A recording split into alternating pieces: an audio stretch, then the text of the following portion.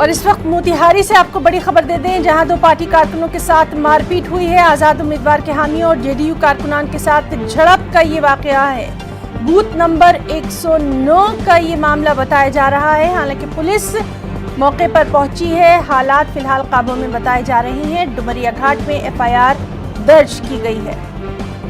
तो मोतिहारी से ये बड़ी खबर, जहां दो पार्टी कारकुनों के साथ मारपीट हुई। एक आजाद उम्मीदवार के हामियों और जेडीयू कारकुनान के साथ झड़प का ये मामला बताया गया है।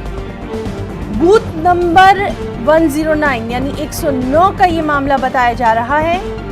हालांकि पुलिस मौके पर पहुंच गई, हालात काबू में है और डुमरिया घाट में एफआईआर भी दर्ज करवा दी गई है।